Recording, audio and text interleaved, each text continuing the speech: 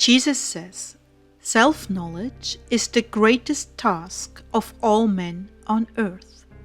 September 3rd, 2017. Words from Jesus to Sister Clare, spoken by Jackie.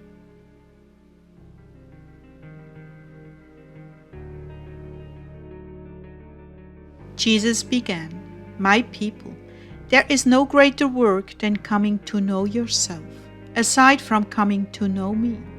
From birth onward, you are conditioned by the words of those who care, or care not for you." Parents are feeding their children much of their own viewpoint of the world. They project upon their children the very things they hoped and dreamt they could be, or their negative, failure-influenced view of the world and of you. To me, you are the most beautiful of my creation, perfect in all respects, until you are twisted by those who do not know me or themselves. They set the direction for your lives by their fears, expectations, their experiences, their failures and successes. So there is a natural bias in any family that is projected onto you from childhood and even birth. Then you step out into the world from under the shelter of your family life, and the world slaps you down. People disappoint, deceive, steal, and lie, and if you haven't experienced that in your family, it is quite a shock. Then there are others, few and far between, who are kind and always have good things to say, to build you up.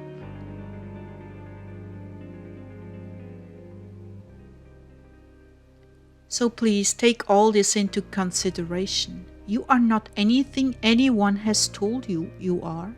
Your task is to uncover the real you, and I promise you, you cannot do it without me.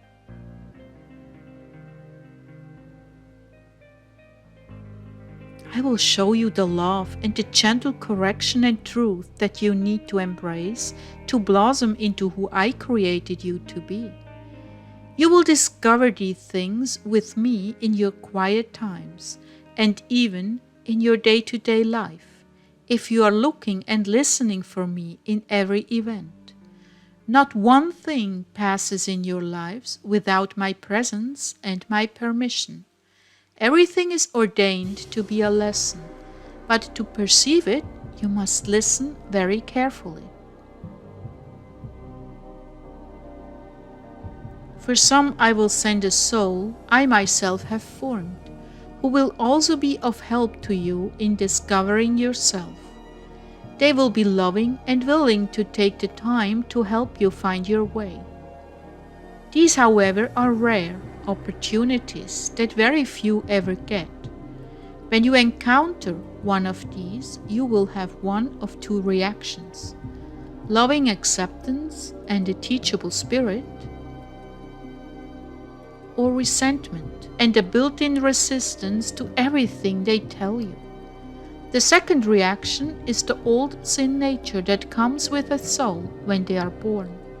It is the self-preservation instinct, whether it be a need to have more money, more food, more friends, more control, more power over others in situations, or the need to feel important and protect the weaknesses inside of you that you've been running from for years.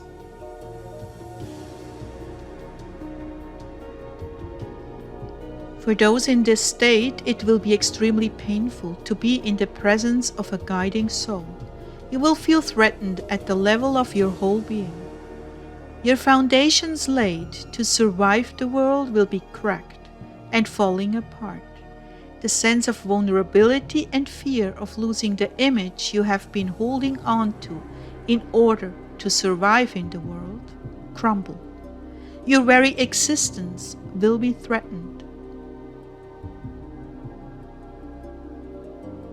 Some of you already know this has to happen because your life has not blossomed. Something is very wrong, because nothing has developed into anything solid. Rather, you have gone from disappointment to disappointment, rejection and failure.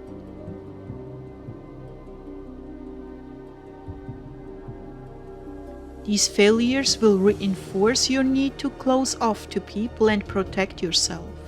And one of the arguments the enemy will use is, they don't understand you. You are very special. You're different, deeper than they are. Let me caution you here, children. This is the lie from Satan to continue to cut off all the roads to your happiness and success in life. Situations go sour because no one understands you, or so you are told.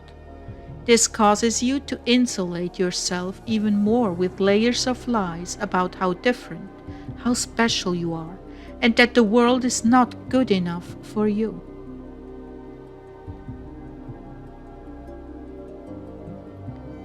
Satan plays on your vanity and insecurity. He builds blind spots into your personality so you cannot see what you are responsible for in situations that fail.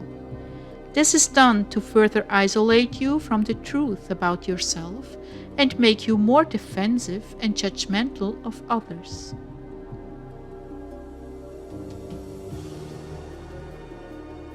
Let me assure you, you are fearfully and wonderfully made, full of gifts and abilities I put there to cause you to blossom into the abundant life I ordained you from the foundation of the world.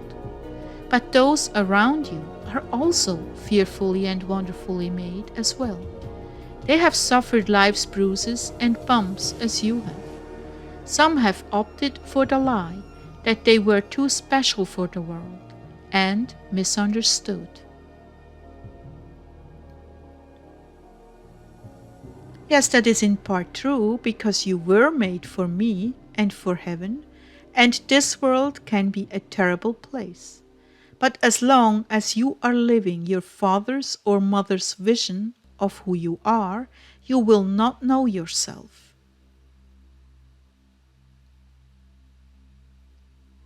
You discover yourself through me, spending time with me, reading and understanding the scriptures, seeing how I dealt with people in the past, seeing what true virtue and true wickedness are, and in the process of doing that, being profoundly honest with yourself, asking important questions.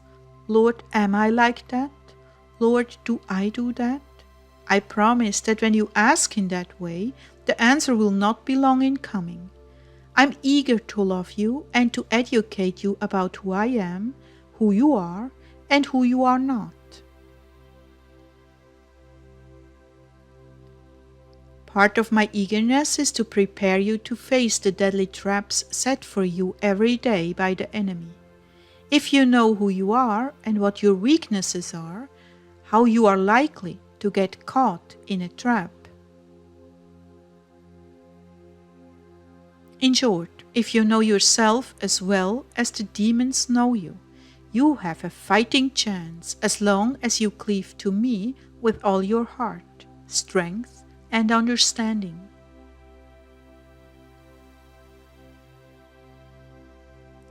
But if you think you can do it all on your own, you will live a life of disappointment and failure, questioning why things are so difficult and falling apart. It is because you do not know yourself and Satan does. You do not have the life skills to outsmart him, but I do.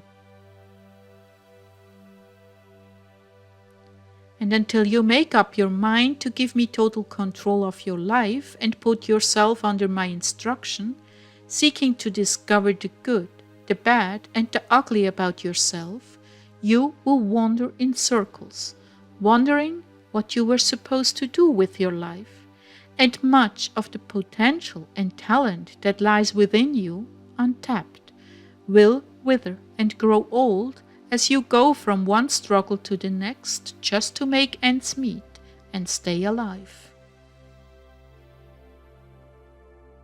I am offering you a better way, a way that will lead to success and fulfillment, a way that will lead to joy and meaning in your life and to those around you. Because you will continue to blossom, put forth sweet fruit, and enrich your world.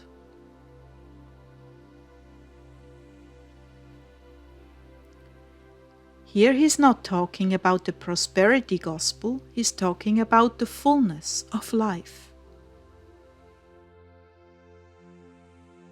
For this to happen, you must be brave and challenge the premises your life has been built on. You must be able to see what worked in your life and what didn't work.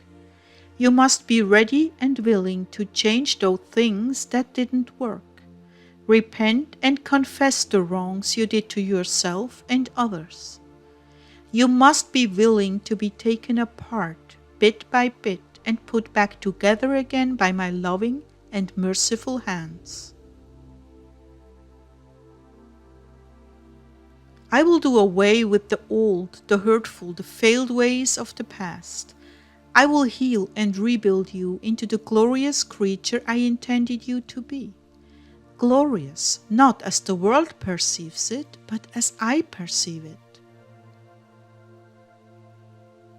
Your greatest feelings will be profound peace and confidence that God is in control and you have nothing to fear because He turns all things to good. And if you're fortunate enough to be given access to one who has already made that journey, happy you will be if you follow their counsel.